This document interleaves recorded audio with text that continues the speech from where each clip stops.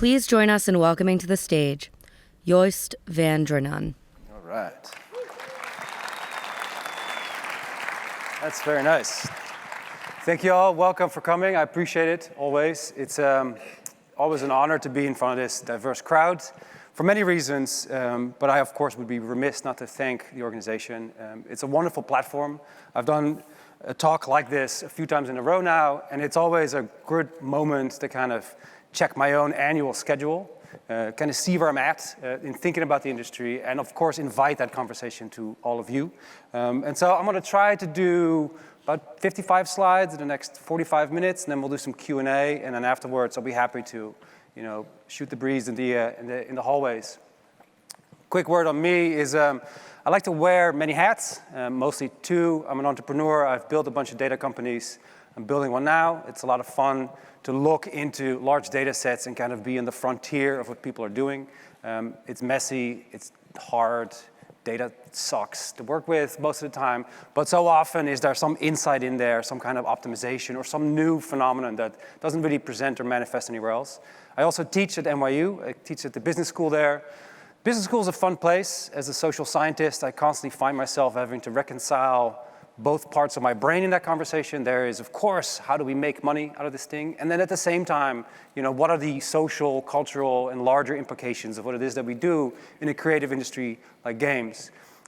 I also have to mention that a colleague of mine, Lane Nooney, and I, we have a podcast, if you're interested in more sort of academic banter on the games industry.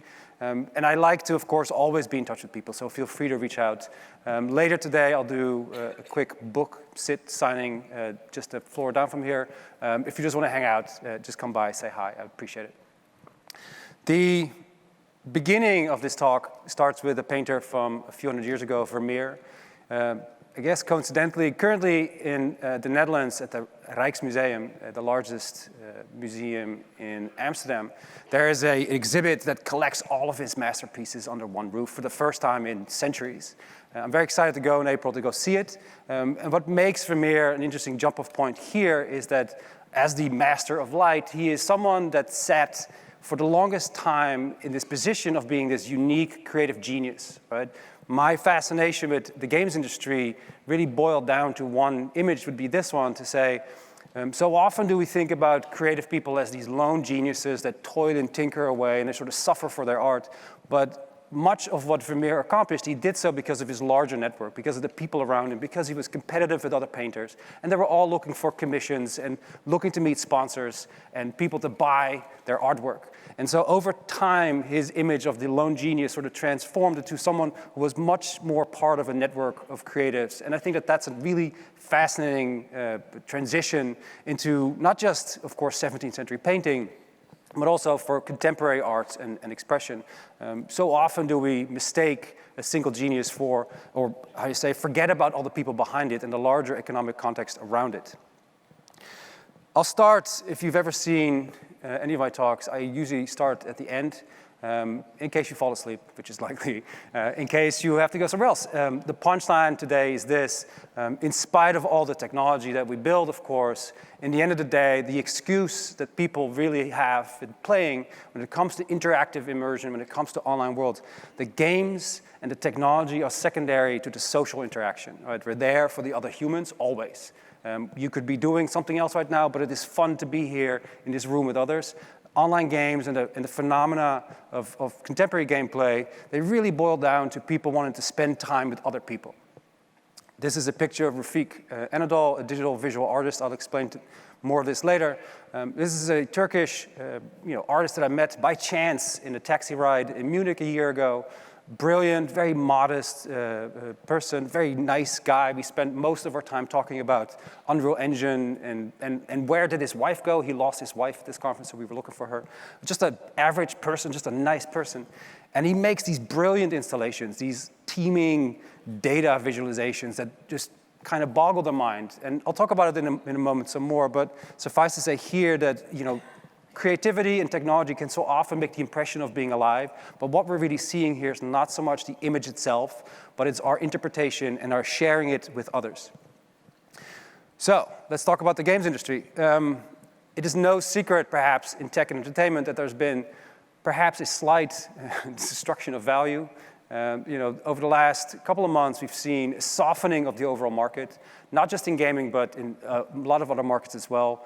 Companies like Meta, all of the tech platforms, they're all having a difficult time, and the games industry equally so. So there's a massive destruction of value that happened in the wake of the pandemic, right? The pandemic lifted all the boats, everybody got richer, everybody had more time to spend time and money, and suddenly now that's starting to turn the other way.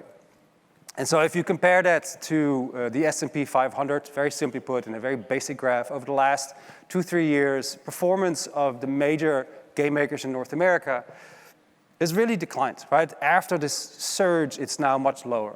And it has everything to do with Activision Blizzard, has everything to do with Take-Two Interactive and Electronic Arts having a much harder time getting their stuff out to the market. And so earnings are coming in softer, and people are kind of asking, what's happening, right? Where does the games industry go next?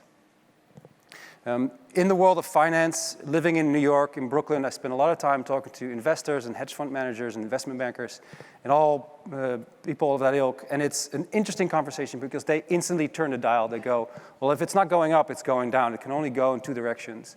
And fundamentally, it sort of exacerbates and makes things a lot worse for the games industry. But it's not just, of course, the people that invest in these things. It's also the people that play.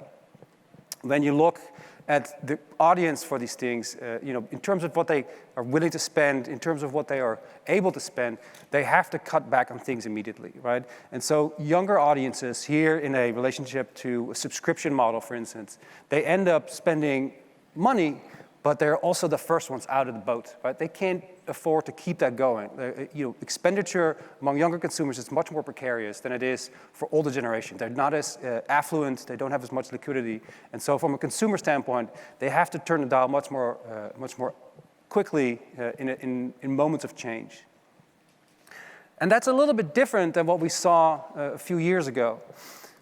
So as one of my sort of side gigs, I'm part of a venture fund focused on gaming. And so we look at the larger game space, we look at the studios, we look at the talent from large publishers that are going out on their own and build their own shops and have their own creative vision. There's been a lot of venture money that entered the space. And so on the one hand, you have a softening market. At the same time, there's all this pent-up financial momentum behind it, right? And so it raises a lot of questions and a lot of risk, really, for a lot of these companies to say, well, where do we go next? Like, who's going to be able to push through and create something radically new? And, maybe on the bottom end, when it comes to indie studios and venture capital on one end, it's really, of course, on the high end, too. A few years ago, we had the introduction by Google of its Stadia cloud gaming platform. Big to-do, big fanfare moment, and it was going to be the new thing. Cloud gaming was going to be the best thing that we'd ever seen, and here it was. And then it wasn't, right? So this year, Google basically in January shut the whole service down. They very diligently sent me back all my money that I had spent over the last 2 years. In fact, I was a big fan of the service, but even a giant tech company like Google could not pull this off, right? They had a hard time figuring out how to make the distribution work, how to make the content production work. And it raises the question, well, maybe a small studio can't really deal with these fluctuations in the market, but if Google can't do it, then what are we really talking about? And then, of course, in terms of this landscape, what you see a lot of companies do, they start leaning back on what works. These are the 8 largest game franchises, at least in the Western market, in the Western hemisphere, that dominate and account for roughly 25% of annual revenues. League of Legends, FIFA, Apex Legends, Call of Duty, World of Warcraft, you name them. They're all on the board here. These are the biggest the biggest gaming franchises today. And of course, that's the best thing for a very risk-averse industry to do. You go with what works. You go with the IP that you know is going to get an audience that will print money every year, right? When FIFA comes out in September, August, every year the same people will buy that game, regardless of what's in the box, because that's just what they do. It's basically a $60 to $70 subscription, but it creates some predictability in the ecosystem for these publishers. And so they lean on that, especially on harder times. You also see a longer phenomenon here in terms of Candy Crush reaching its 10th anniversary. This is a game that nobody cared about. I remember meeting the makers 15 years ago in a conference, and it was just like two of them hanging out at this little sort of high chair table. And it was a moment where you realized like they were just kind of peddling their wares, they were making it work. And then a few years later, they're all billionaires and they're doing really well for themselves. And Candy Crush abides. Like this is a title and this is a phenomenon that keeps going. And 10 years in, it's still one of the top ranked and top performing mobile games out there on different platforms. I had to pull out. I couldn't play it anymore. I was a little candied out at some point, but millions of people still do. And it's something that speaks to the longer term affinity that audiences have with these, what seem to be casual phenomena and casual intellectual property. For years we've been hearing, particularly of course, echoing the cloud gaming phenomenon, consoles are done, they're toast. The console is always dying. Every hardware cycle that comes out, there's always a moment in the industry where we hear about what I call the greatly exaggerated death of the console. It's not that way, it never is. And particularly if you look at Nintendo, yes, the Wii U was a terrible device that nobody really wanted. It sold 13 million units over its life cycle.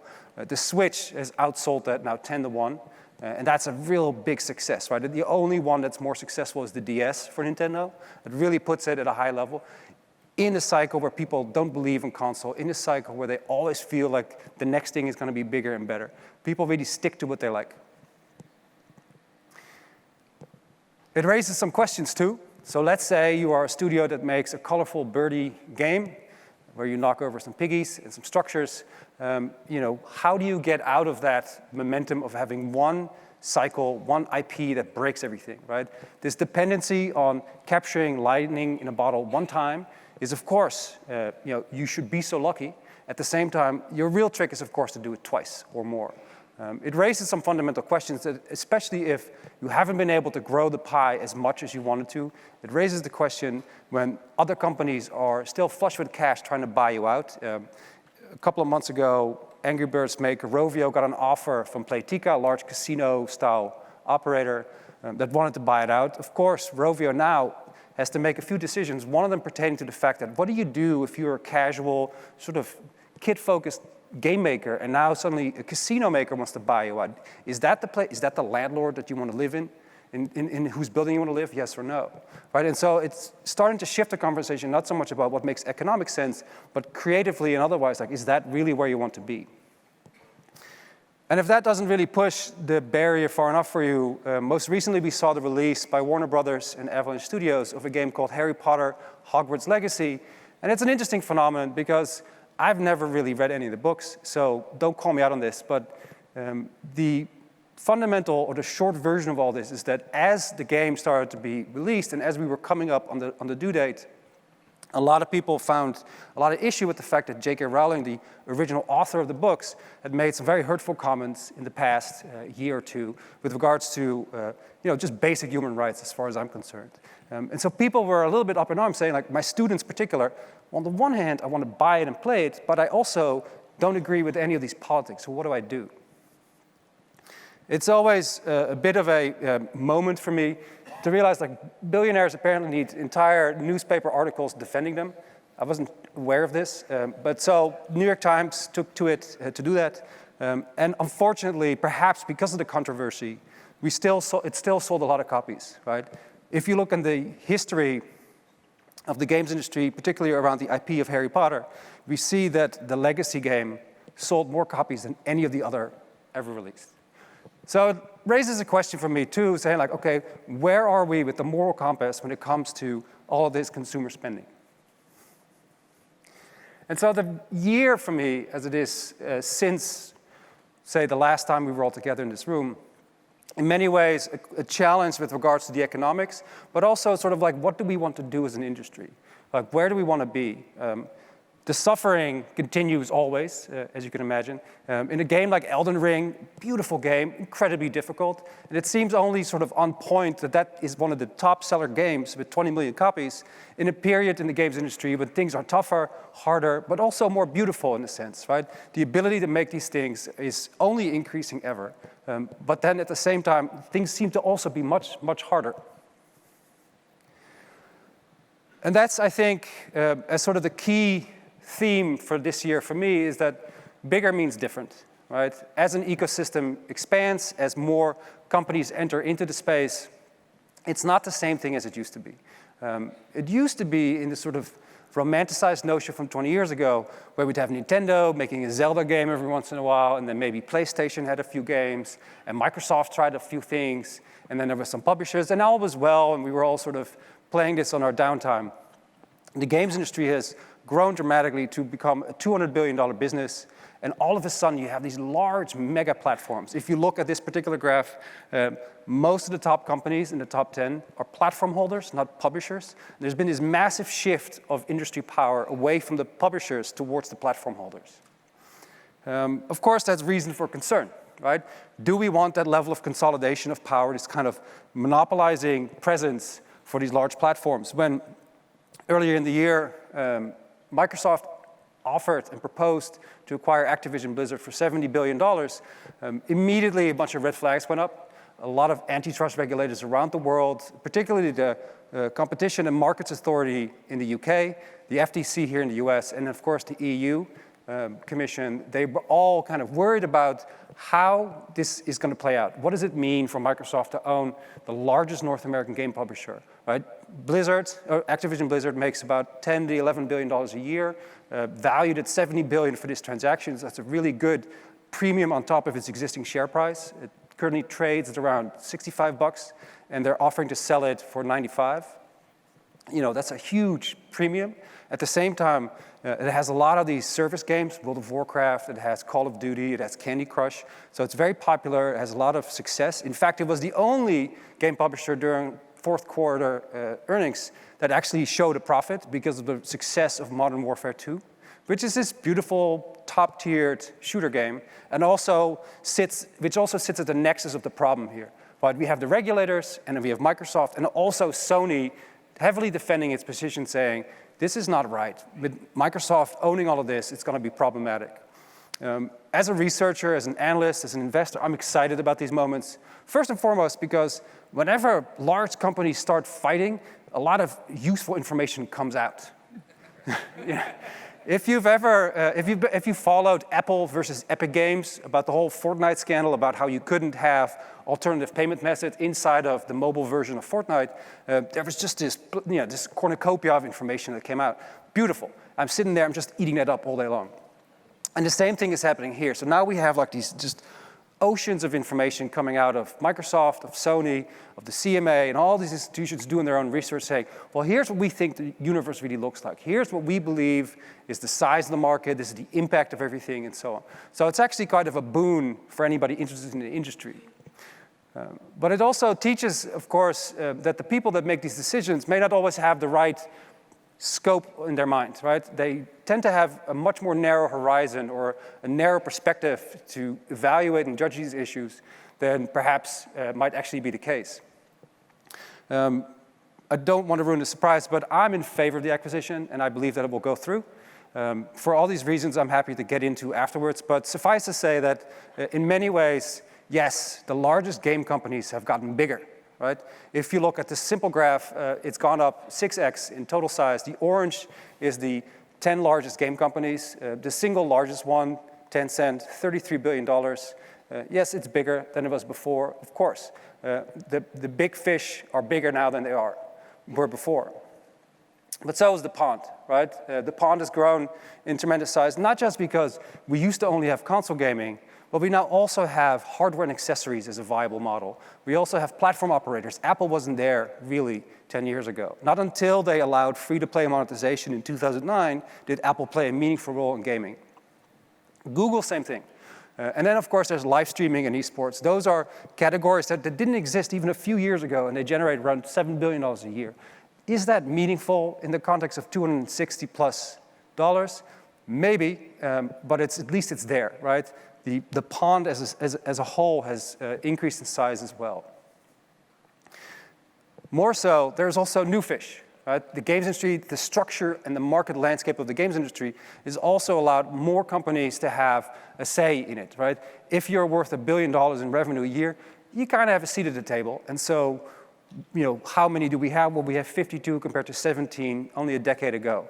These large, powerful companies, not all from the same continent, not all from the same country, it changes the balance in the world, right? It changes how decisions get made. It changes the options game makers have, creatives have, studios have, platforms have, because they now have to deal with more competitive parties.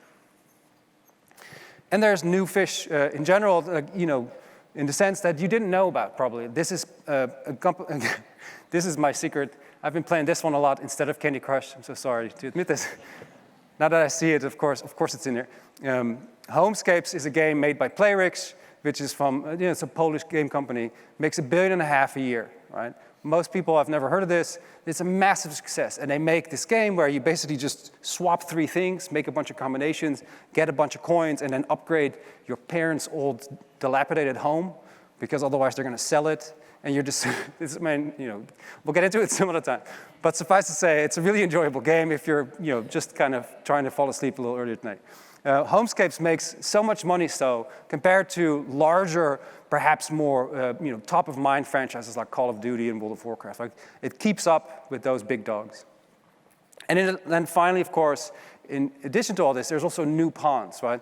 The ones that dominate one category don't necessarily have any say in others.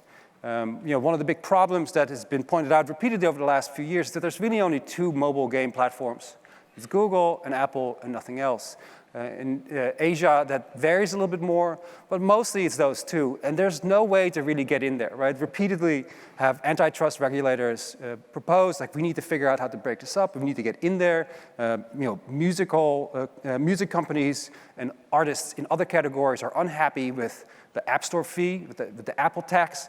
So what do you do, right? And there's a lot to say for just lack of competition in some categories. But overall, in the games industry, we're not looking strictly at one company running the show. There's multiple different ponds here, right? There's different areas.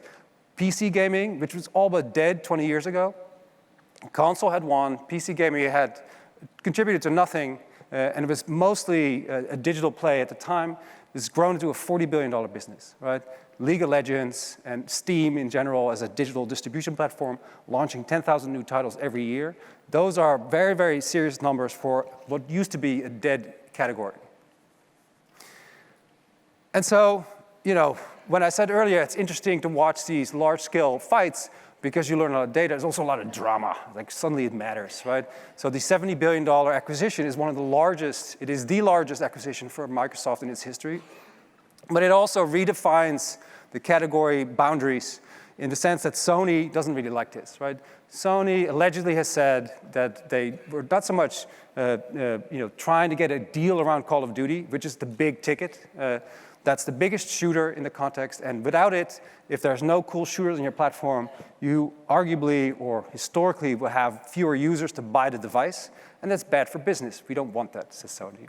And so therefore, Microsoft should not be allowed to do it. But it goes a little further, right? Apparently, there's all these grown men flying around in corporate jets to meet each other and have absolutely no progress in their negotiations. And it's a weird moment, and it's sort of also kind of fun to watch with a bag of popcorn how they're trying to do this, figure this out, right? We should really be making games, right? We should really be focusing on how people making games can get paid and how consumers can get access to more content, not corporate profits and how they're cut and sliced the best and optimal way.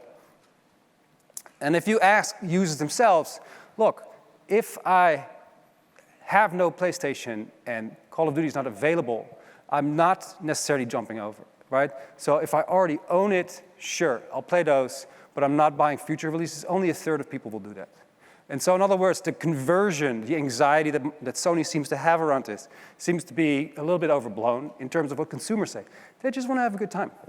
Players just want to play games. They don't really care about who owns it or if it's necessary to have the device.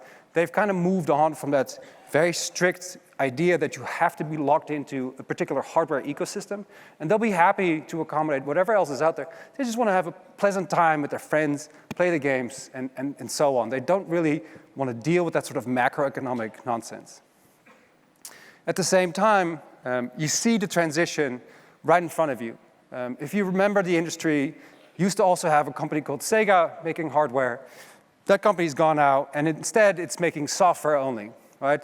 The idea that as a hardware manufacturer, you stay in that business and want to continue to do so for the sake of just selling boxes and hope to sell a few games on top of it, that's changed dramatically.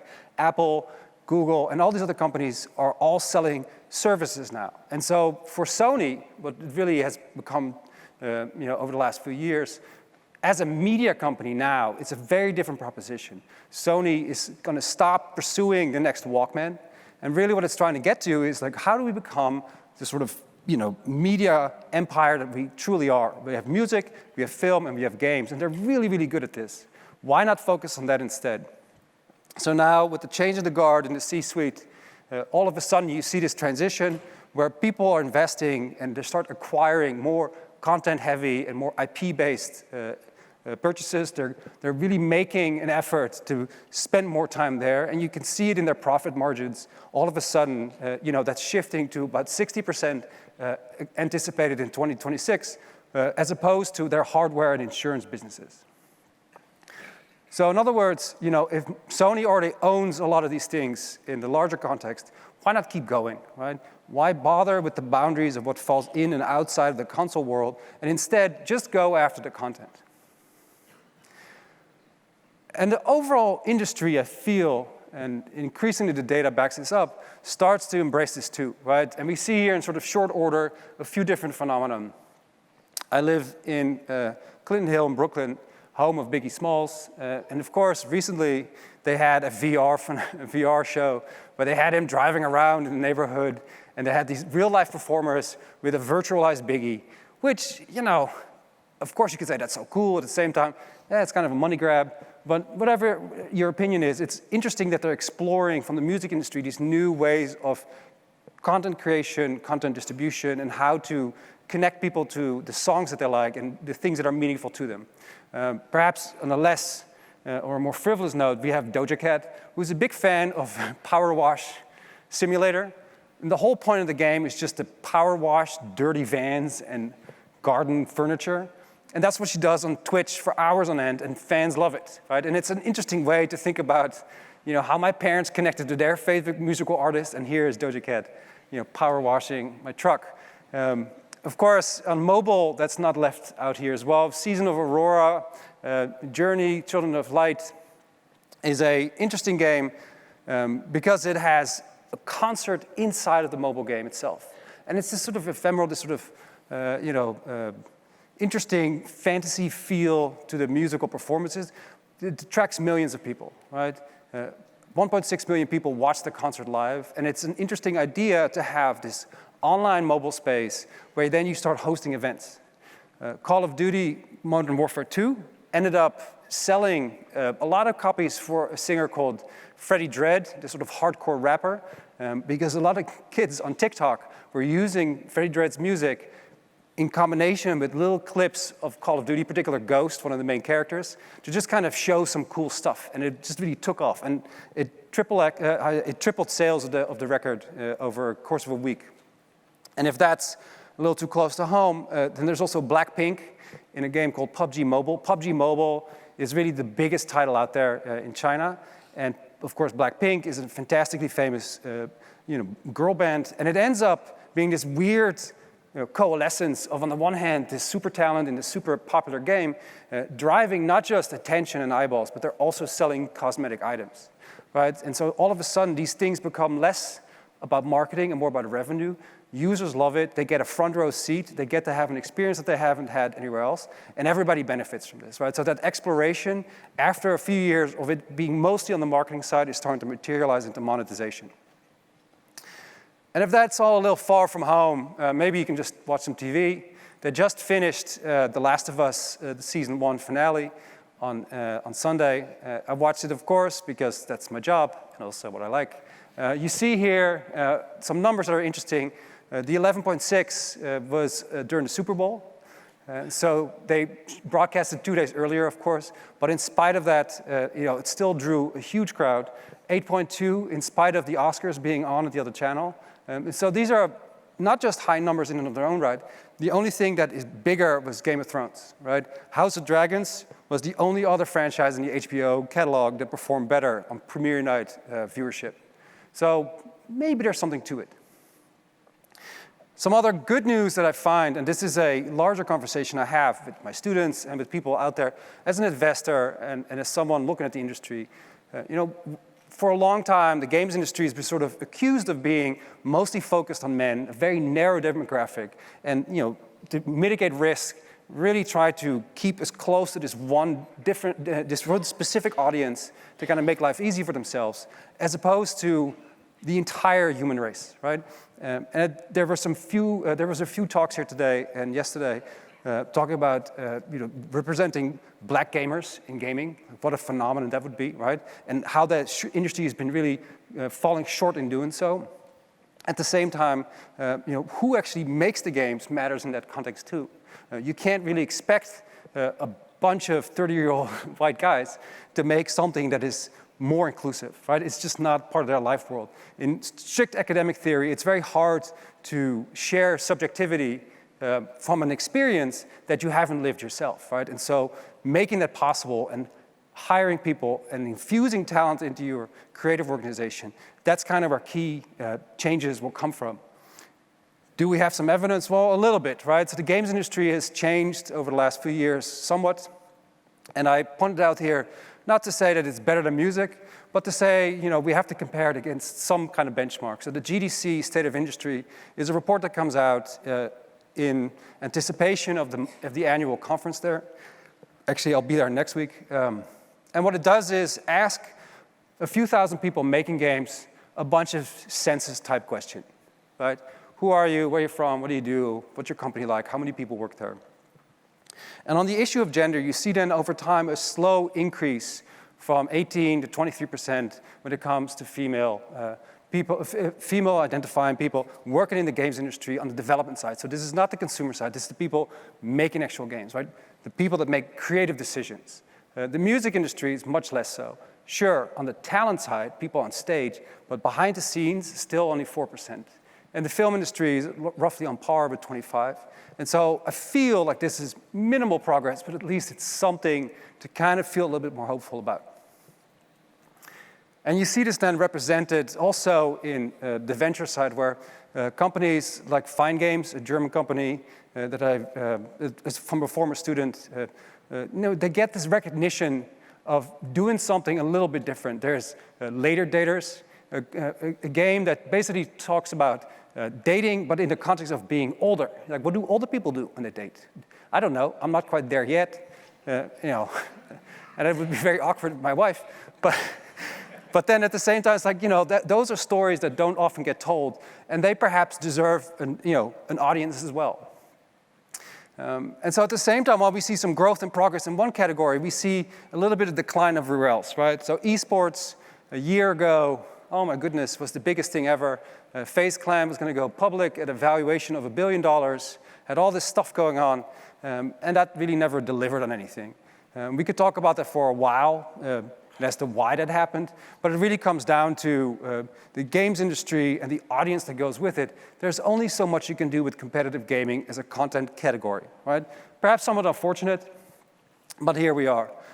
If you look at Twitch data, if you look at the streaming volume on live streaming platforms, you'll notice that even the most competitive esports teams have started to switch over to non-esports type content just to kind of placate and reach a larger audience, get more advertising into their pipeline and make some money, because it's very, very hard to build a revenue model around this model. And so you see then, of course, for the publicly traded ones, while the large publishers did poorly, the esports ones kind of shot up and then just cratered. And so this is a massive decline in the esports category, which is sad, perhaps. At the same time, that's where we're at. That this is the reality of that industry right now. And so you see, for instance, a year-over-year decline for some of these companies of like 2/3 of their total value, right? They lose so much money on this. And it was really the promise for a long time. We were going to see competitions, we're going to see tournaments. And there's a larger question here, which we'll get to in a second, but just from a fundamental model, you have to ask the question, like, what killed esports? Like, what happened to it when a few years ago we were looking at this and the industry changed and it was going to be this big thing, and all of a sudden the publishers got really grabby, or maybe they didn't quite understand it, or maybe it was the advertisers, they were too hesitant. Do these large brands really have to figure out how to get in front of all these audiences, and why is that so difficult for them to understand? And so you end up with, of course, a bunch of companies in peril. Financially, things are not going so well, and all of a sudden, there's a buyer. I'll be happy to explain this in more detail, of course, but suffice to say that the public investment fund in Saudi Arabia, particularly its division Savvy Gaming, has been making some really interesting purchases over the last year and a half, and most notably bought up the largest 3 non-publisher esports organizations, now creating a monopoly around the hub of esports in Saudi Arabia. And it's an interesting phenomenon because they're trying to stomp that out of the ground, quite literally. At the same time, what does that mean culturally? Where does that leave us as an industry? And what does it mean for audiences, right? Does it make it okay, right? Is it, and it's a fair question, the same head of state that ordered the killing of a journalist, but he's also a cool gamer guy. Like, I don't know how to rhyme those things so much, but it raises questions about the industry with regards to where we are, what's our cultural moment, and what do we want it to be? And so, to make sense of things, perhaps like many of you, I usually forfeit my own opinions and just look at my kids, right? What do they want to do? I watch my 10-year-old play Roblox with his friends. He enjoys that so much. Okay, so what's out there? What does he do? What's that behavior like? And for me, this is really the biggest one, sort of the defining slide in all of this. Kids, they like to play with other kids. They just want to play online. They're not there for like the high tech or for the fancy graphics or the fast moving, blistering spectacle that you may offer them. They're there for other people, right? I'm more of that older category. I like solo campaigns. I like to play alone. I have a wife and children. I don't want to also be humiliated online in Call of Duty. I am way too busy for this. But kids, they love that. They love just goofing off in Roblox, right? That for them is a very different phenomenon. And so this is now a generation that starts to grow up online. They socialize online in a way that we haven't seen before. And that bifurcation in consumer preferences, I think, is key in what will be the future of gaming. So the model that lies behind all this, when we look at, for instance, Roblox, and this was initially sort of counterintuitive for me personally. On the one hand, you would say, well, online games, they benefit from network effects, right? There's lots of people, and there's lots of other people to talk to and to play with, and it's really the size of the network, the size of the audience within one game that drives everything. And that, to a large degree, is the case for, say, League of Legends, Magic the Gathering, all these sort of multiplayer-style games. When you look at Roblox, and what's, I think, a new thing, is the fact that it's not really about the size of the audience. It's about how often they're incentivized, the kind of things that you can do. What are the experiences being offered? And as you engage people, as you pull them in constantly with these things to do, like events, cool items, something fun with their friends, some excuse to hang out, that's what drives adoption, that's what drives retention, and ultimately, of course, monetization. And so it's no surprise then that games like Fortnite are really big on digital items. So digital collectibles, digital goods, things that you can purchase and wear and show off to your friends, that's where it's at. That's what you want to do, right? In fact, if you add it all up, Fortnite sells more digital apparel than most of the major fashion brands. My friend and colleague Matt Ball, he came up with this. I updated it a little bit. But you see here, close to $6 billion, more than J.Crew, Diesel, Prada, Hugo Boss. And I find that an interesting phenomenon, right? Here's people wanting to express themselves in a digital setting in the same way that we do in a physical setting. They're just using real money to do it. Reddit launched a digital collectible avatar program. As of January, they sold about 8 million of these to a total value of $12 million to about 5 million users. And suddenly people care a lot about their little profile pic, right?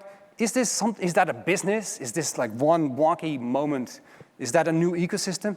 No, not yet, maybe, we'll see. But it's interesting to me that I feel so disconnected from the fact that, I may never want to do this, but 5 million people do, right? And so all of a sudden, from a creative standpoint, from an investment standpoint, and from just a larger perspective in the industry, as things get bigger, that maybe they also start to mean something different to larger audiences and everybody else.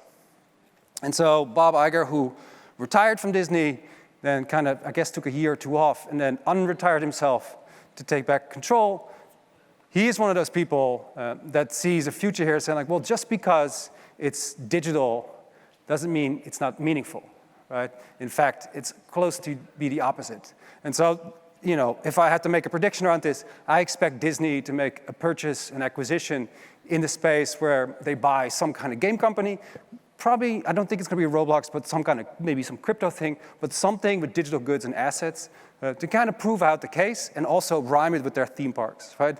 I'm not saying that I'm going to be spending Mickey Mouse coins to buy groceries anytime soon, but you might, right? And if Bob wills it.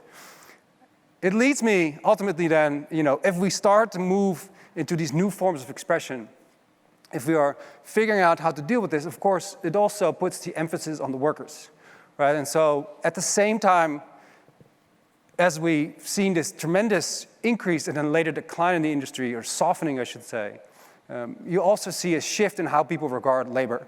This is the first year, really, that we've started to see the formation of labor unions in gaming, which is a huge, huge step forward, right? You have it in other categories, you have it in other industries, but not in gaming so much. It's finally starting to emerge.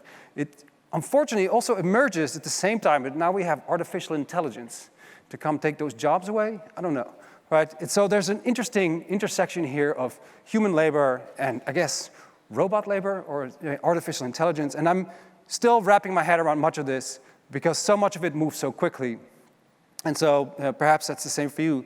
But when it comes to the games industry, artificial intelligence has been around for well over 15 years. Right? My colleagues at NYU, particularly Julian Tegelius, he assures me that 15 years ago, people were already looking into this. Here's one example.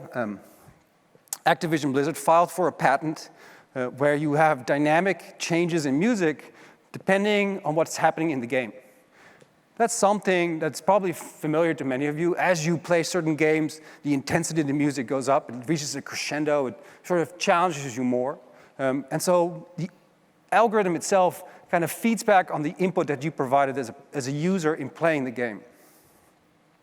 Of course, outsourcing labor or outsourcing content creation has always been part of that as well. The back end of this, right? Where you say, well, how do I do this? Games like Doom, these Wolfenstein-style games, these first-person shooter games in the late 90s, they relied for their content production really on having people out there making it for them, right? User-generated content, but just manual. It was a community of people that would do this, and they would share that with everybody else. And that was the license. Under a shareware license, you could do all these things where all of a sudden, the game itself now had hundreds, if not thousands, of levels for you to play. Very quickly after that, it moved into procedural generation, where games become basically with a bunch of factors installed, now capable of generating environments, generating trees, enemies, and storylines just for you in this particular moment. Right? And there's ample games and simulators that you could probably think of, but it helps a great deal in building these massive expansive and immersive environments. This is a simple example. Here we have somebody giving a few cues to an AI and saying, hey, generate for me a little like town square in a landscape. Right? And it's a nice little game. This is meant for more of a tabletop setting, but you can see immediately, well, this is actually much easier than me having to hand draw this. And that's, of course, the crux of a lot of investment capital and everybody else saying, well, we can make things at vaster scale much quicker, much cheaper. Right? A large studio might have all this talent around, but small creative outfits, they might not have all this. And so now they can, with a few prompts, generate a few different images, maybe a little walkthrough demo, and they can use that in a pitch deck. They can use that in getting a new customer or an investor. And that's where a lot of the large VCs now focus their attention. How can we generate as much content as possible, as quickly as possible? I'm not a huge fan of that just yet. And I say this for a simple reason, in that it seems a little too short in the turns. Creating content always is going to require humans, in my mind, right? A robot generating games played by another robot seems a little dystopian and empty. But I do see the value, of course, in that we now make things more accessible. Like every other 16-year-old boy back in the day, I wanted to play the guitar because everybody else did. And of course, making games is now part of that too.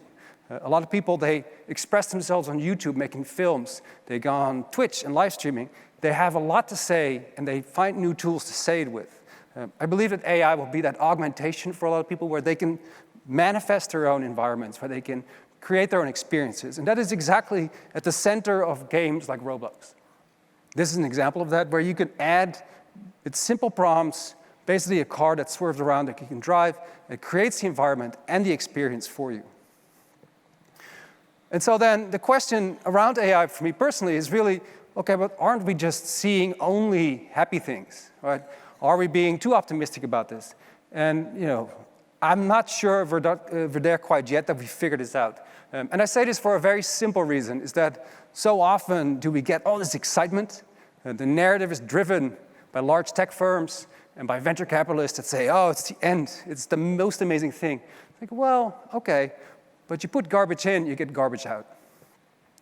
If you start thinking about representation, if you start thinking about what actually goes into the data sets that you use to train and the learning data that you use for this, you end up so often with all these shortcomings that are totally invisible until you see the actual output. But what goes in also comes out. Is that the innovation?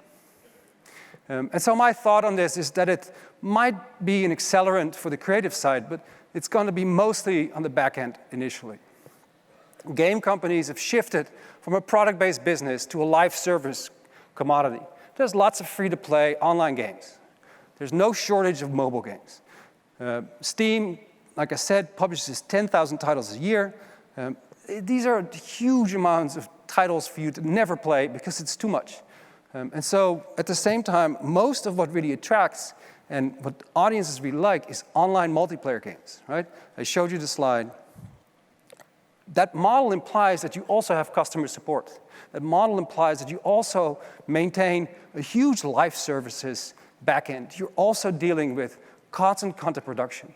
So as you start adding all these things up, where you have games as a service, you have large events taking place inside of your multiplayer game, and you have to host all these people, AI will most likely be used to just navigate simple stuff. Are people using bad words as name tags? Are people misbehaving? What's the level of toxicity in these online conversations? That's where AI, I think, can really shine. Not so much the front end, but really in the back end, making these environments more accessible and much more meaningful to people. And so, as I said at the beginning, my mind usually goes towards like, well, what's the obvious thing to not do, right? And so, as I walk into the MoMA to look at this piece, it's called Unsupervised. It's just this massive, it's huge. And it moves, and it just rolls around. It's basically like looking at a box in which they somehow captured the ocean that changes colors. And it's a fascinating phenomenon. Your mind will always try to make sense of this because it doesn't really make sense. And so my thought to leave you with then is a very simple one. At the end of the day, when we look at these games and we look at this, this increase and this acceleration of content production, I feel that the biggest thing and the hardest thing would be for us to make sense of this, right? We're moving away from very static content. We're moving away from a very objective set of what constitutes our experience. Sure, we can watch a show. Sure, we can watch a movie. We can listen to a piece of music. Those are sort of static objects in experience. But as we enter into this digital space, whatever that means, we end up with such an overwhelming amount of things to make sense of, that the only way to do that is to just make decisions in and of our own rights, right? So suddenly we shift away from an objectivity and an object-focused sense of experiencing culture to something that's much more subjective. And so rather than working with a computer and dealing with the robotics of this, my preference will always go out to dealing with the people involved. We play because other people are in the games. My name is Joost. Thank you for your time.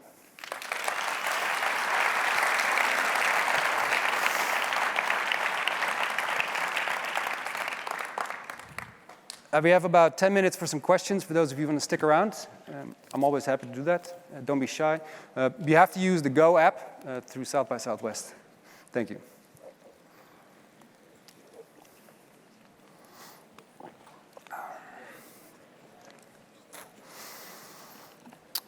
Okay. I'll read them off here for those of you who are interested. Let's start with Aka. When do you think the VR gaming experiences will be one of the new pawns? Will there be games like Ready Player One, Sword Art Online dominating the space? It's an interesting question because both Meta has started laying off people in general, which is a sad thing, but they have also taken their foot off the gas when it comes to VR. Sony, while they denied it, was accused of rolling back its own estimates for its PSVR 2. I don't know if there's any truth to that statement, but there seems to be a general skepticism in the industry for VR becoming the new thing, right? Its cousin, AR, is similar to it in that it's a type of technology that hasn't really matured, hasn't really led up to become this amazing thing just yet. And it ends up being sort of early stage in perpetuity. So will there be games like it in a dedicated way where maybe if the technology improves radically and the content becomes that much more compelling? Yes. But adoption for kids, for people that want to spend time with others, I don't know if you need all that, right? They like things that aren't necessarily high tech. I think it's kind of overshooting its goal. So I continue to be a skeptic when it comes to VR. I like the idea. I just wish it was much, much better. Okay, let's see. Why we see work-focused game companies trying to emulate metaverses and don't see game companies which already have metaverses reaching work-focused audiences. Again, so this is similar to VR for me, where on the one hand you have game companies, of course very capable of constituting all these virtual environments. On the other hand, you have, for-profit organizations, to put it simply. Why would you go to the Procter & Gamble metaverse? To do what exactly? Is this just a shittier version of Zoom where now I also have to dress? I have to wear pants, otherwise I get called out. I don't know. I think that's, from a organizational and sort of historical perspective, often, you have some C-suite that decides on a new technology, and then the poor slobs in the bottom of the organization have to actually use it. If you've ever worked for a large corporation, I'm sure there's your favorite piece of software that you hate so much because it was just a contract that they make and now it sort of flushes its way down to the people doing the work. I think metaverses can be the same, where while they might have some productive meaning to it and create some value for everybody, at the same time, so often is it more a political decision than really solving any problems. So, game companies are probably, it's a good question for Matt Bald in that sense. But so game companies, I think, lead the way. I think if we're going to do the trouble of going into these worlds, then you got to give me something better to do than fixing out a P&L statement or something like that. Like that doesn't seem exciting enough. It doesn't warrant the technology. In 2023, should we expect more niche titles with smaller budgets to emerge, or will mainstream titles reinforce their current dominant position? Answer is the last part, right? As I showed, the large titles, the large franchises give you the least amount of risk. And we're also at the second half of the hardware cycle, meaning the PlayStation 5 and the Xbox Series X and S have been out for a few years. So the people that are now jumping into the console pool, they're much more shy and risk-averse kind of audiences. They don't really want to play something new that is unproven. They want to get the big franchises. They will want to buy Call of Duty. They want to get Grand Theft Auto and sort of like your low-hanging fruit in that sense. Also, titles have gone up to $70 almost across the industry now. They used to be 60 for a while. All of a sudden, they're 70 for what I believe is no other reason than to just improve margins. It has nothing to do with the development so much, costing that much more. And so, if I'm taking all that financial risk as an end user, as a consumer, I'm going to go with something that I know will work. And consequently, those major franchises will disproportionately claim all the revenue. While some games are great, other categories of games serve no good purpose. How should we regulate the industry? Let me think of that one.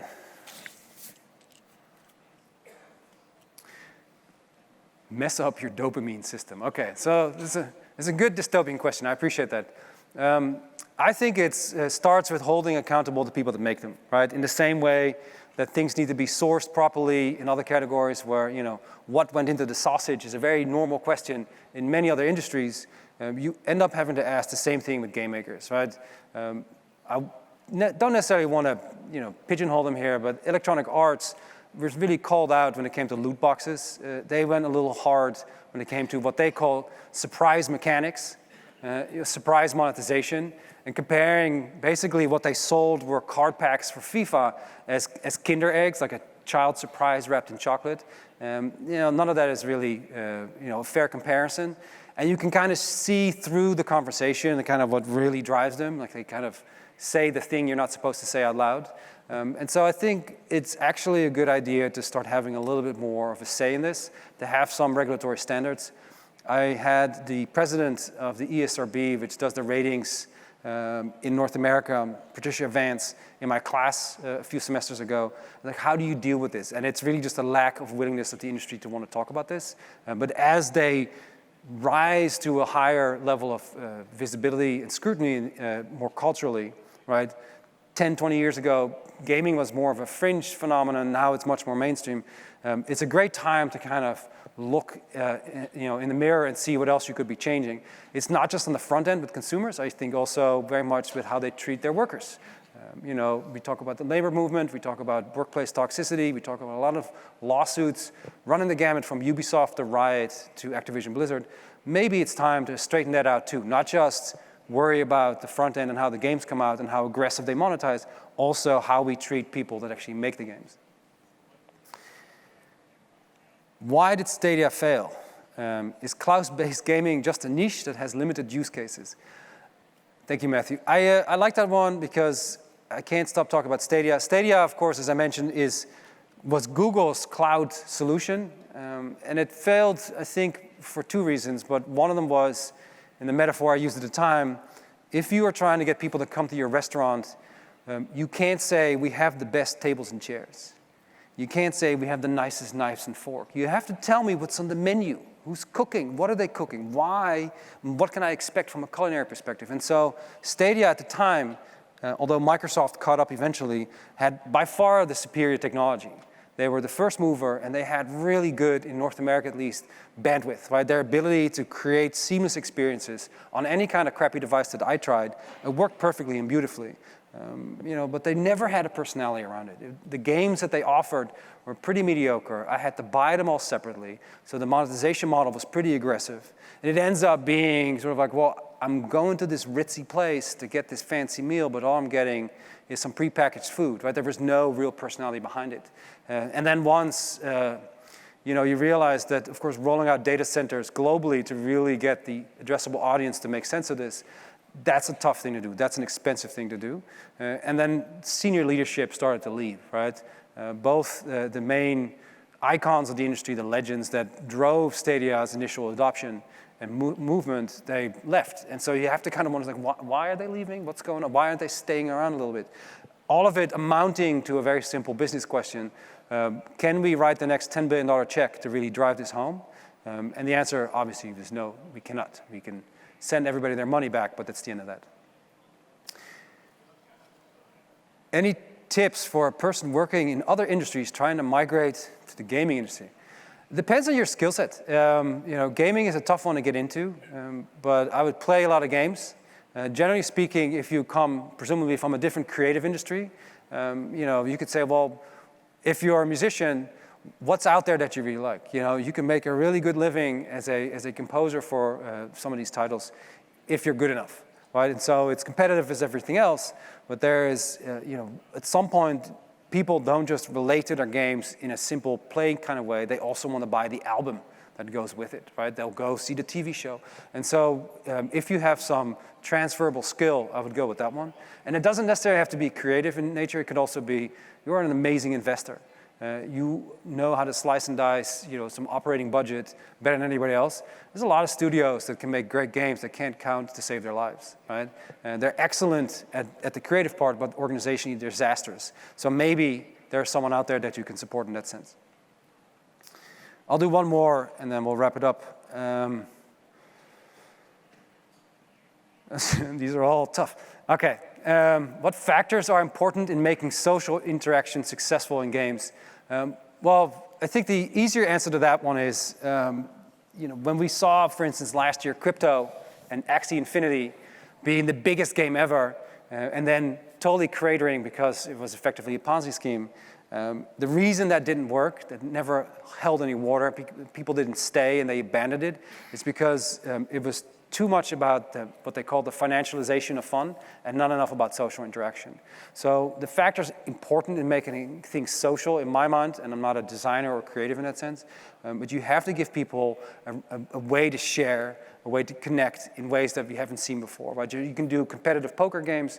If I can give the person across the table from me a few chips and now we're buddies, that's a fun experience, right? Being able to share with others in ways that may not necessarily make sense in a non-gaming setting, those tend to do really well in games as well. We're out of time. I'm happy to talk to you one-on-one side stage. Thank you for your time.